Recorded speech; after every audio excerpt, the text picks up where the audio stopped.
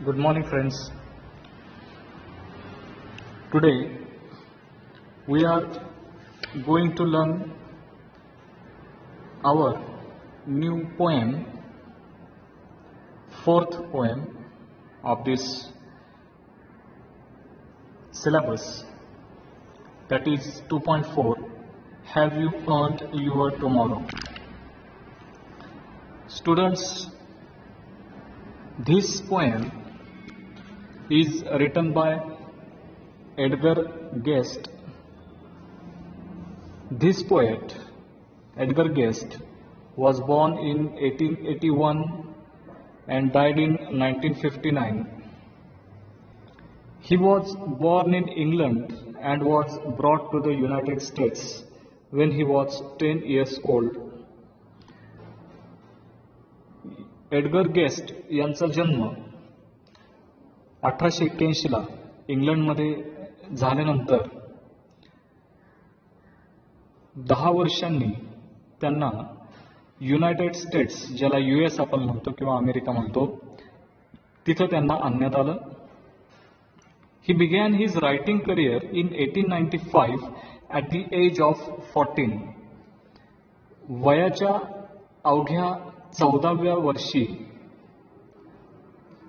वर्षापासून he began his writing career in 1895. वयाच्या 14व्या वर्षापासून म्हणजे 1895 सालापासून त्यांनी त्यांच्या लिखाणाला सुरुवात केली. Edgar Guest is known as people's poet for his simple style and optimistic tone of writing. Edgar Guest यांना पीपल्स पोएट, लोकांचा कवी म्हणून ओळखलं जायचं. कारण फॉर हिज सिंपल स्टाईल, कारण त्यांच्या लिखाणाची जी शैली होती ती कशी होती तर अगदी सिंपल होती आणि त्यांच्या लिखाणाची जी स्टाईल होती ती सिंपल होती आणि टोन ऑफ रायटिंग, त्यांच्या लिखाणामध्ये आपल्याला ऑप्टिमिझम दिसत होता, सकारात्मकता दिसत होती. सकारात्मकता म्हणजे कुठलाही दृष्टिकोन, कुठलीही गोष्ट सकारात्मकतेने घेणे. ज्यावेळेस आपण म्हणतो बी पॉझिटिव्ह, त्याला सकारात्मकता म्हणतात. म्हणजे कुठल्याही गोष्टीला निगेटिव्हिटी मधून बघायचं नाही, कुठल्याही गोष्टीला नकारात्मकतेतून बघायचं नाही, कुठल्या गोष्टीला हो एखादी गोष्ट होणारच, ती मी करून दाखवणारच, 100% होणार, अशा पद्धतीचा आत्मविश्वास जर आपल्यात असेल तर ती सकारात्मकता झाली. तर तशा पद्धतीची सकारात्मकता त्यांच्या लेखनामधून आपल्याला दिसते. Guest is an American writer of newspaper and magazines. आणि हे एडगर गेस्ट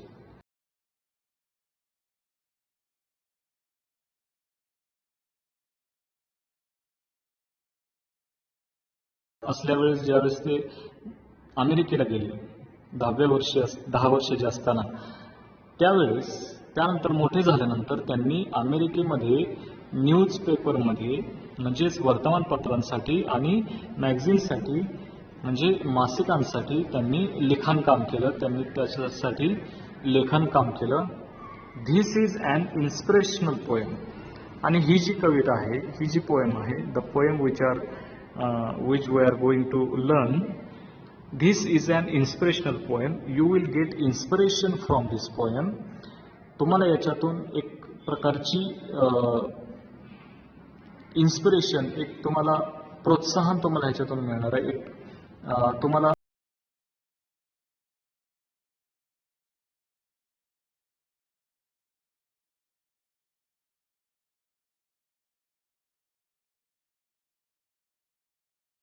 या पोएम मधून स्पीकर जे आहेत, the speaker is asking the readers,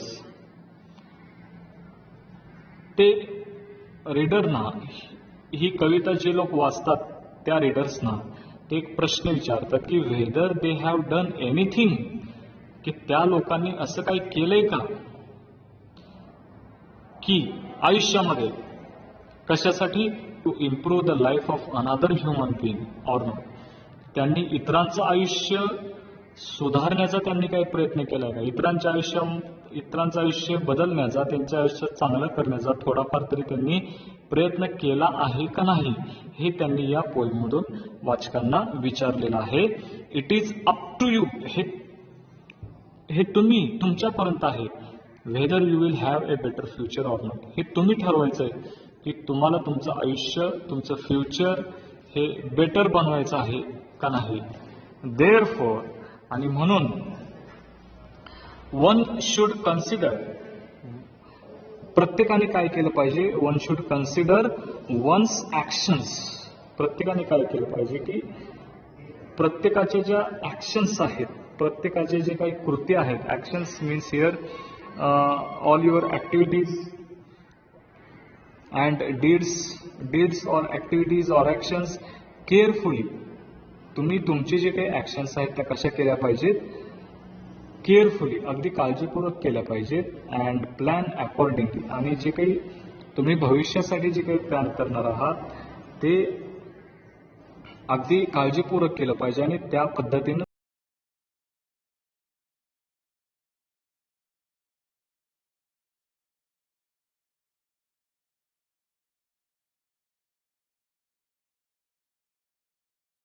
तुम्ही काय केलं पाहिजे, तर तुमच्या कृती, तुम्ही जे काही करणार आहात समाजासाठी, लोकांसाठी आणि तुमच्या स्वतःसाठी, ते तुम्ही अगदी काळजीपूर्वक केलं पाहिजे तुमच्या चांगल्या भविष्यासाठी, असं या कवितेतून त्यांनी सांगितलेलं आहे.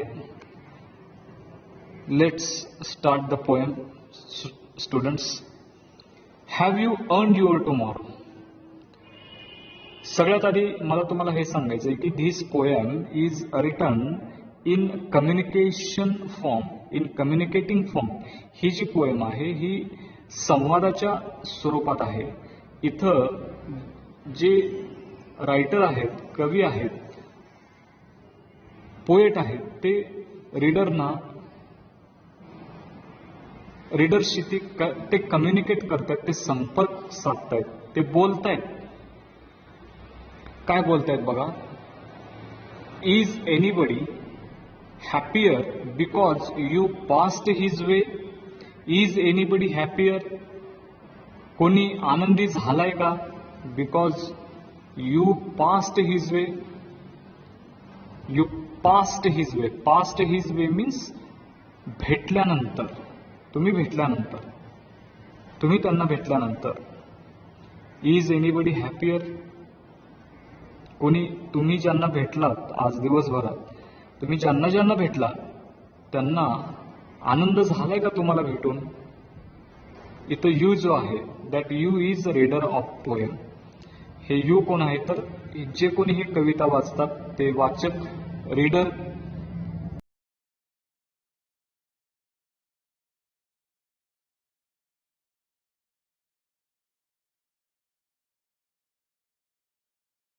आज does anyone remember that you spoke to him today. Does anyone remember, कोणाला आठवतंय का, that you spoke to him today, की तुम्ही त्याला बोललात किंवा बोललेला आहात. म्हणजे तुमचं बोलणं असं पाहिजे, आपलं बोलणं असं पाहिजे. Our speech should be like that one should remember our speech. Our should be like that kind. आपलं बोलणं जे आहे ते त्या पद्धतीचं पाहिजे की जेणेकरून समोरच्या व्यक्तीच्या मनात आपलं बोलणं उतरलं पाहिजे, आपलं बोलणं त्याला समजलं पाहिजे.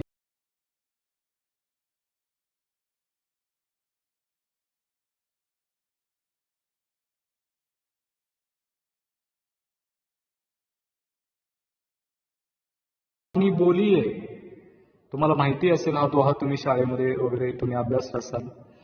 ऐसी वाणी बोलिये मन का आपा खोय. नीट आहे का. ऐसी वाणी बोलिये मन का आपा खोय. आपा म्हणजे अहंकार. तो तुमच्या मनातला जो अहंकार आहे ना, तो सोडून तुम्ही तुमची वाणी पाहिजे.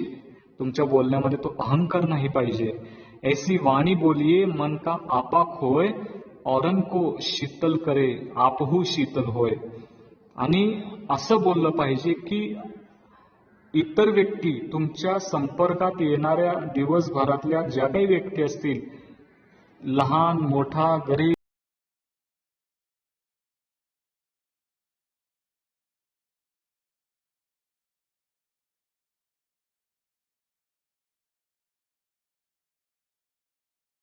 आणि त्यासोबतच आपहू शीतल होय, तुम्हालाही ते छान वाटलं पाहिजे. अशा पद्धतीचं बोलणं तुमचं पाहिजे. This is telling mister Edgar guest, the writer of the poem. हा सांगण्याचा प्रयत्न करतायत इथं लेखक, पोएट, की आपलं बोलणं तसं पाहिजे, आपलं बसणं तसं पाहिजे, आपलं चालणं तसं पाहिजे. आपण बसल्यानंतर लोकांना आपल्याजवळ बसू वाटलं पाहिजे, आपण चालल्यानंतर लोकांना आपल्यासोबत चालू वाटलं पाहिजे, आपण बोलायला लागल्यानंतर लोकांना आपल्यासोबत बोलू वाटलं पाहिजे. ना की आपण बोलायला लागल्यावर लोकांनी उठून जायला पाहिजे तिथून. असं बोलणं आपलं नकोय. समोरच्याला आवडणार नाही असं आपलं बोलणं नकोय. समोरच्याचं मन दुखेल असं आपलं बोलणं नकोय.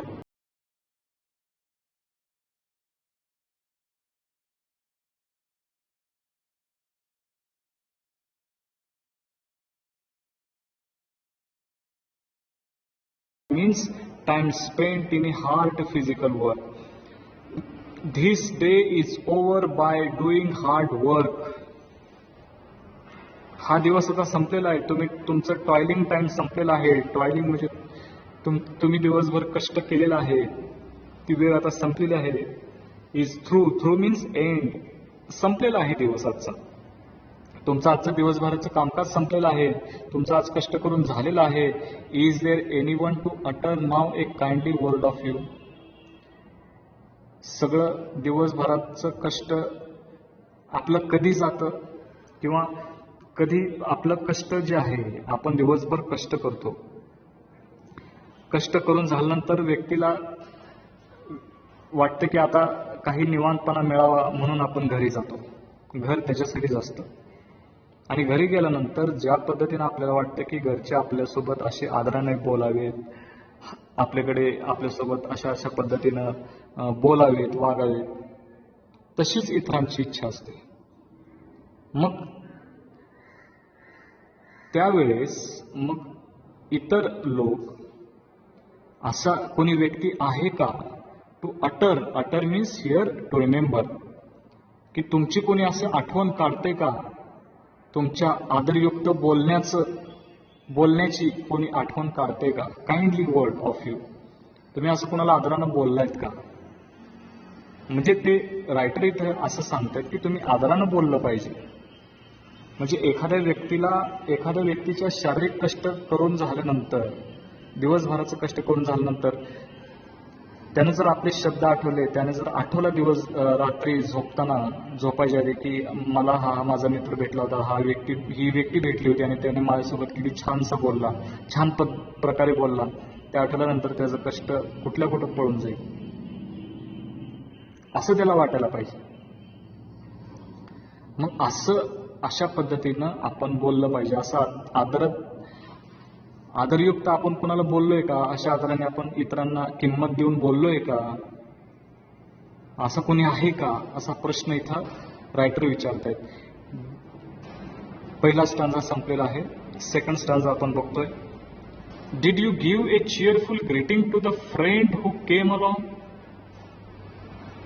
Did you give a cheerful greeting. Cheerful greeting. Cheerful, cheer means happy. Cheerful greeting, आनंदाने तुम्ही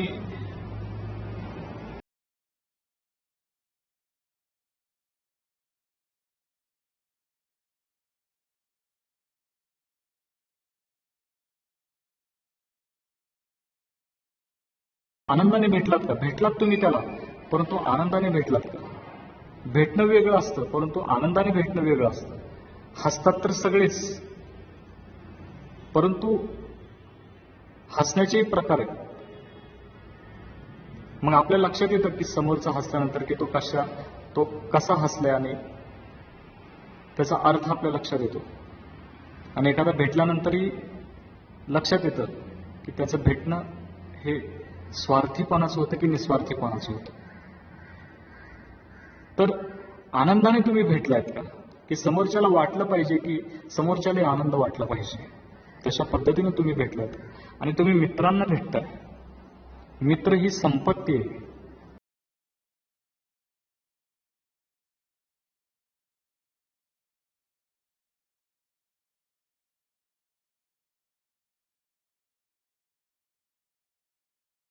स्वार्थपणा असतो.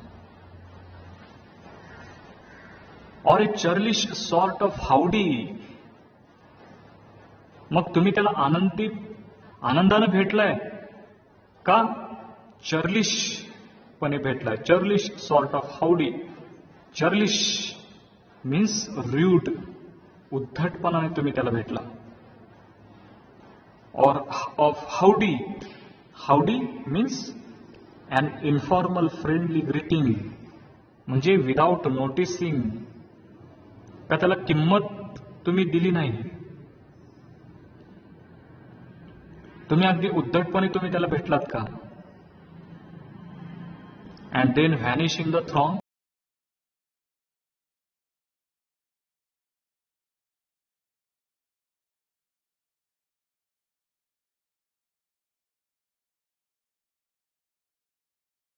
त्याला नोटीस न करता उद्धटपणे तुम्ही गर्दीत निघून गेला का? तुम्ही व्हॅनिश झाला का? व्हॅनिश झाला म्हणजे गायब झाला का गर्दीमध्ये? असं तुम्ही केलंय का?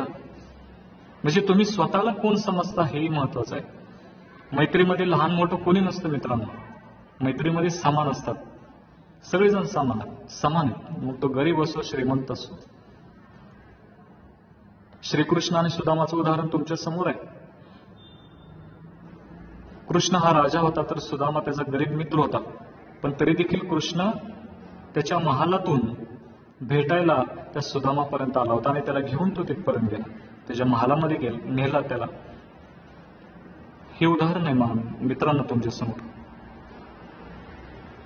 मग देव जर असं वागत असतील तर आपण कोण?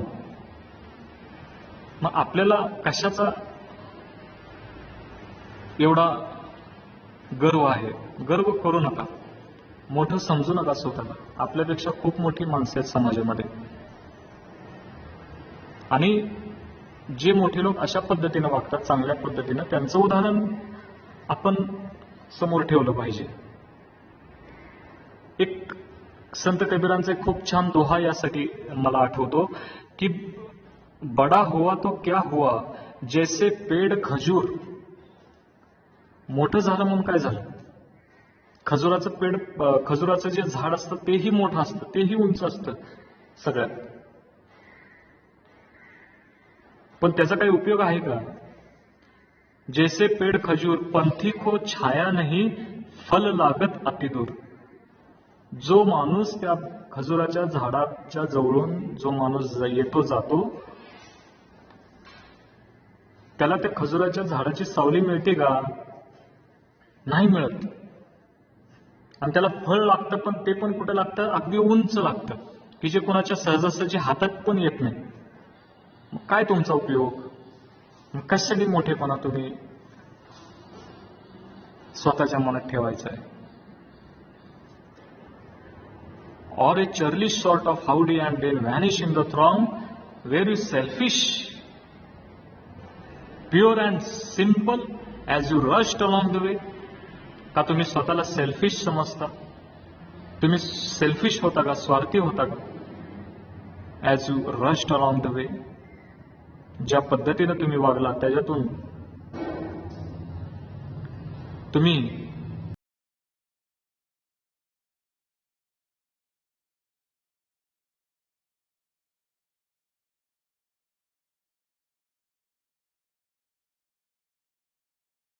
mighty grateful for a deed you did today?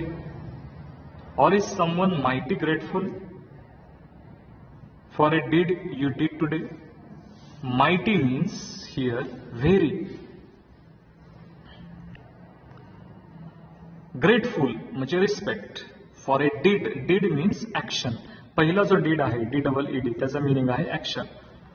तुम्ही ज्या काही दिवसभरात ज्या काही ऍक्शन केलेल्या आहेत, जे काही कामं केलेली आहेत, म्हणजे इतरांसाठी केली असतील, मित्रांना भेटला असतात, कुणालाही भेटला असतात, समवन कुणीही, आणि त्यांच्यासोबत तुम्ही भेटल्यानंतर त्यांना तुमच्याबद्दल respect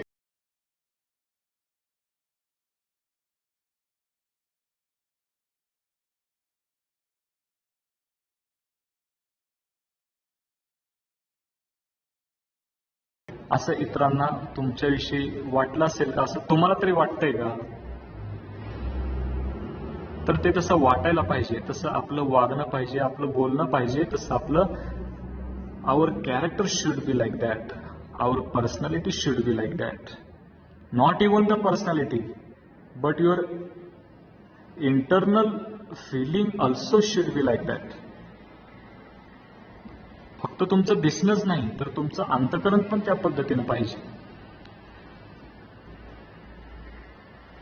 Can you say tonight? Let's see third stanza, friends. We have already completed 2 stanzas. 2 stanza संपलेले आहेत. तिसरा स्टांजा बघतोय. Can you say tonight?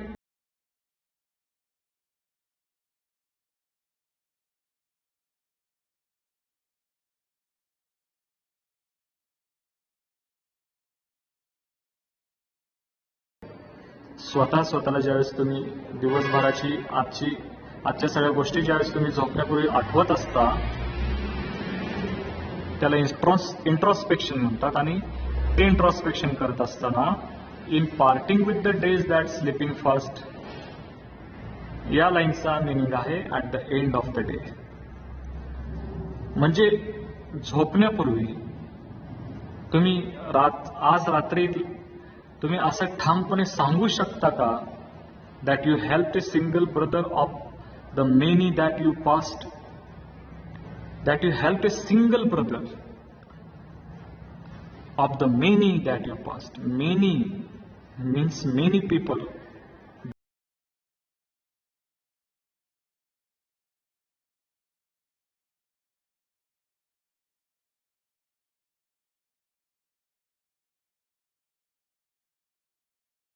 कुणी एखादी व्यक्ती असेल, तुम्हाला भेटली असेल, तुम्ही त्यांना मदत केली का, हे तुम्ही रात्रीला सांगू शकता का?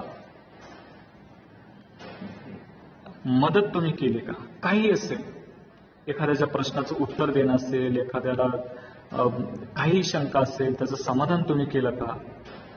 एखादा पैशाची गरज असेल तर तुम्ही त्याची पूर्ण केली का? किमान करण्याचा प्रयत्न तरी केला का? याच्यासाठी कबीरांचा दोहा मला मित्रांना तुम्हाला सांगावा असं वाटतो. तो असा आहे की साई इतना दीजिए जामे कुटुंब समाय. कबीर सांगतात देवाला की देवा मला इतकं दे की माझ्या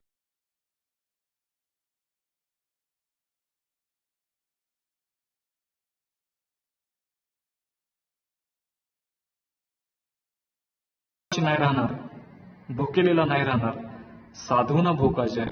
आणि माझ्या दारात येणारा जो साधू आहे तोही उपाशी नाही जाणार, त्यालाही मी काहीतरी देऊ शकेन. देवा एवढंच माझ्या कुटुंबात दे, जास्त मला नकोय.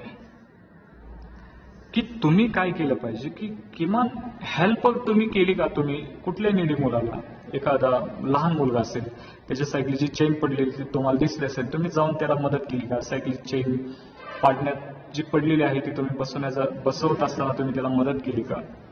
एखादा लहान मुलगा रडत असेल तर तुम्ही त्याला हसवण्याचा प्रयत्न केला का? कारण हसवणं हे देखील खूप मोठं काम आहे मित्रांनो.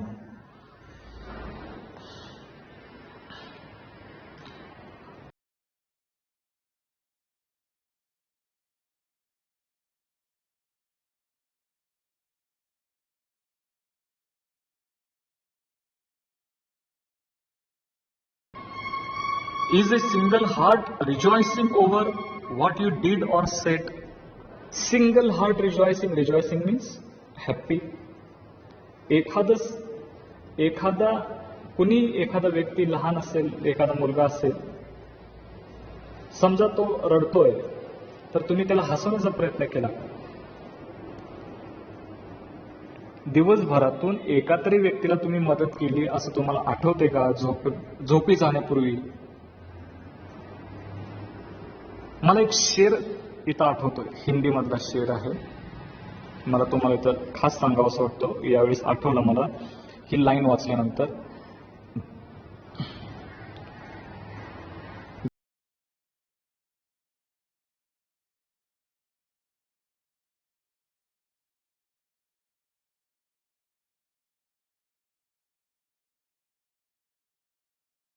मस्जिद खूप लांब आहे इथून, कसं जायचं? तिथे जाऊन देवाची प्रार्थना करायची. त्यापेक्षा असं करूया, तो जो कोणी लिहिणारा शायर होता, खूप छान लिहिले त्यांनी. मग त्यांनी लिहिले की एवढ्या लांब मी नाही जाऊ शकत, मस्जिद खूप लांब आहे. त्याच्यापेक्षा असं करूया, एखाद्या रडणाऱ्या मुलाला हसवूया. चलो यूं किया जाए, किसी रोते हुए बच्चे को हसाया जाए. एखाद्या रडणाऱ्या मुलाला, रडणाऱ्या व्यक्तीला, गरीबाला तुम्ही हसवा, त्याचं दुःख दूर करण्याचा प्रयत्न करा. तेही देवाचंच काम आहे. कारण म्हणलेलं आहे ना की देव प्रत्येक व्यक्तीमध्ये.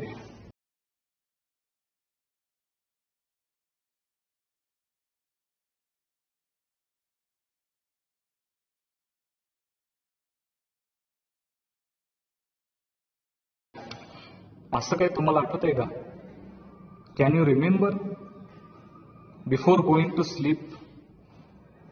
Does a man whose hopes were fading now with courage look ahead?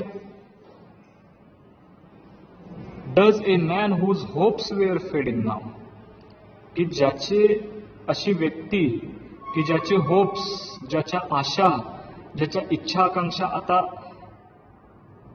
फेड व्हायला लागलेल्या आहेत, संपत चालल्या आहेत, त्याच्या सगळ्या आशा संपलेल्या आहेत, अशा एखाद्या कुठल्या व्यक्तीला तुम्ही करेज देण्याचा प्रयत्न केलाय का? त्याच्यामध्ये आशावाद निर्माण करण्याचा प्रयत्न केलाय का? त्याच्यामध्ये तुम्ही त्याला धीर देण्याचा प्रयत्न केलाय का?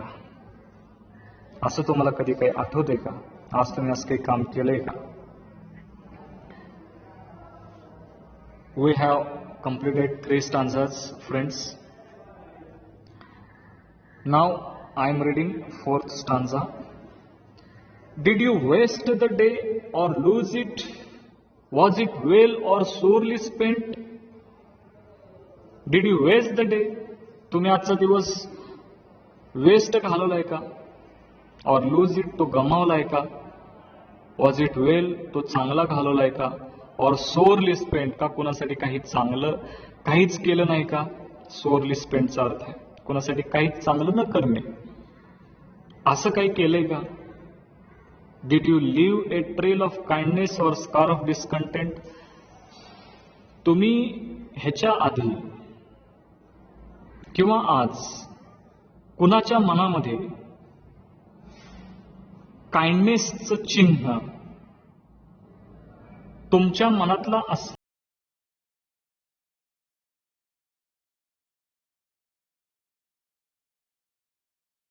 और स्कार ऑफ डिस्कंटेंट, ट्रेल म्हणजे चिन्ह,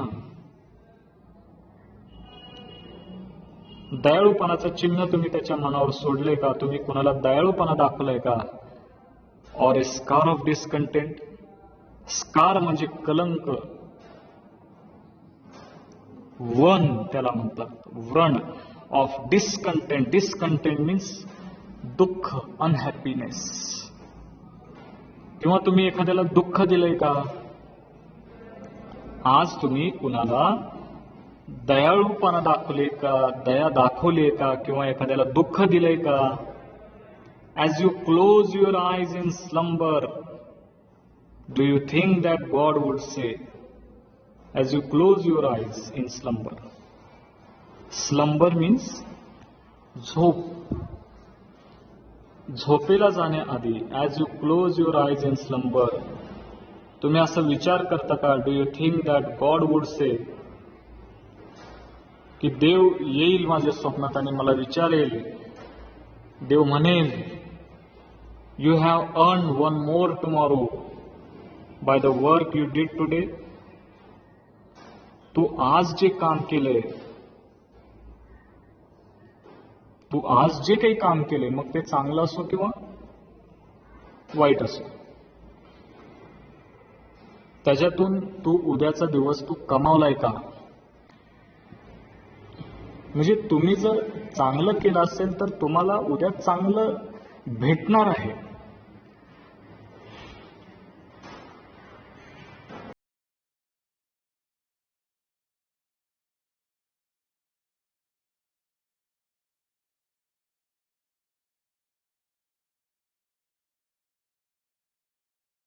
तेच उद्या उगवणार आहे. तुम्ही जर लोकांना आनंद दिलात, लोकांच्या आयुष्यात आनंद पसरवलात, तर काय होणार आहे? तुम्हालाही तो आनंद रिटर्न मिळणार आहे. तुम्ही जिथं जिथं जाल तिथं तिथं लोक तुम्हाला पुढेही आणि मागेही तुम्हाला चांगलंच म्हणणार आहे. तुम्ही जर लोकांशी वाईट वागला तर तुम्हाला ह्याची चांगली कल्पना आहे की पाठीमागे लोक तुमच्याविषयी काय बोलतात.